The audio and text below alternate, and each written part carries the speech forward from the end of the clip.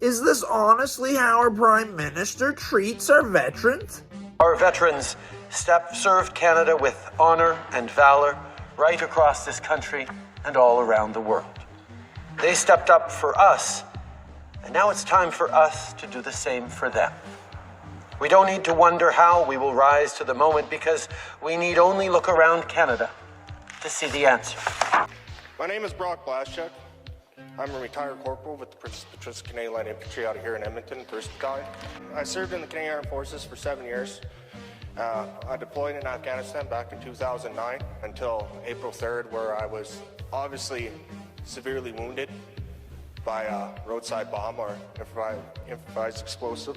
This is video of a 15-year-old Omar Khadr in Afghanistan making roadside bombs. Back in August 24th, 2015, he made the promise, no veteran will be forced to fight their own government for the support and compensation they have earned.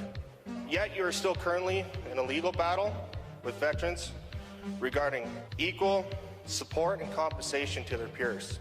So my question is to you, Mr. Prime Minister, what veterans were you talking about? Because you have ISIL or ISIS members coming into a reintegration program. You did a backdoor deal with Omar Khadr with not even stepping into the courtroom, So again, my question is, what veterans were you talking about? Was it the ones that fought for the freedoms and values that you so proudly boast about, or was it the ones who fought against? Because honestly, Mr. Prime Minister, I was prepared to be injured in the line of duty when I joined the military. Nobody forced me to join the military. I was prepared to be killed in action. What I wasn't prepared for, Mr. Prime Minister, is Canada turning its back on me.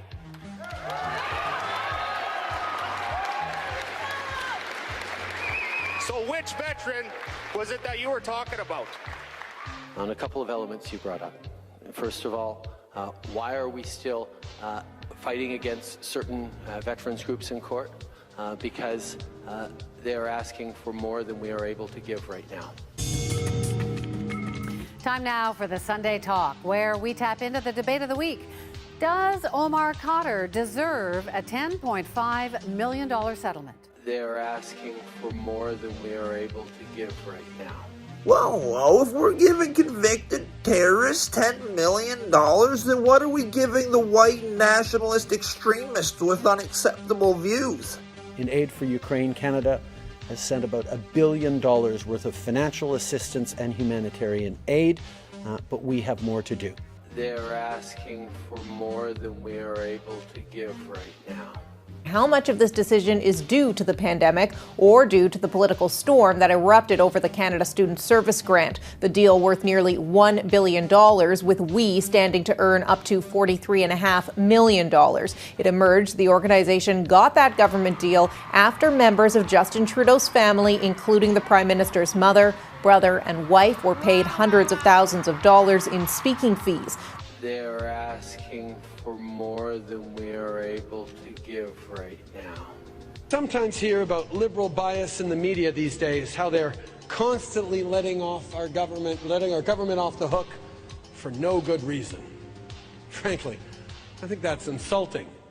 It's clear that they let us off the hook for a very good reason, because we paid them $600 million.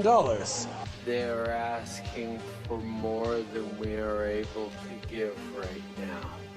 Yeah, you read that correctly. CNN put out an opinion piece stating that they should receive the same gratitude as soldiers for their continued devotion to freedom.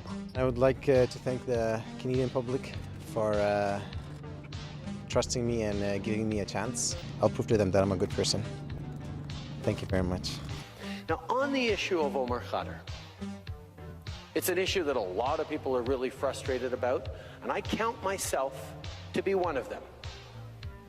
We made a significant payment to Omar Khadr. If we had continued to fight in court, it could have been $30 or $40 million of payment. I have a little confession to make. I have a slight learning disability. I am dysnumeric. What that means is I have an inability to handle small numbers and little calculations, those easy things that people do so well. There is one key person who is missing. What can you tell us? Yeah, Prime Minister Justin Trudeau will not be here today. He will be represented by his wife, Sophie Gregoire Trudeau, and his son, Xavier. He is not here because he is on his way to Cambodia for a number of summits in Southeast Asia.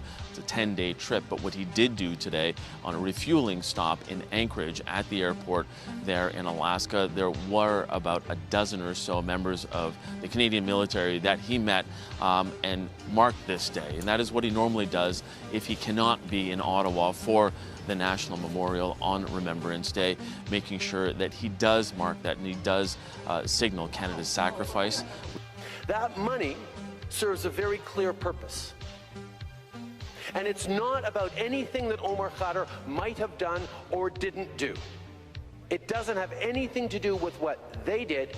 It has everything to do with what the Canadian government did or didn't do. The federal government has invoked the Emergencies Act to supplement provincial and territorial capacity to address the blockades and occupations.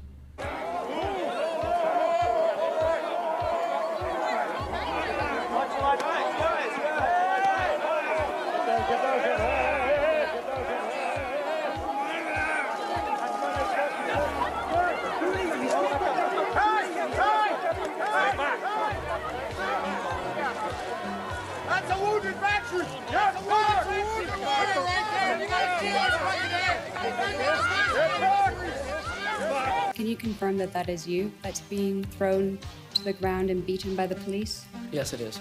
Imagine putting your life on the line to defend the rights and freedoms of all your brothers and sisters, only to have those exact rights and freedoms stripped away and then beaten in the country's capital. We're so glad to be here today to pass the message loud and clear that this law and order government is not respecting the law.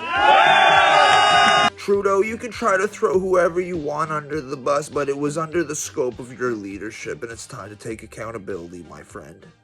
Much love.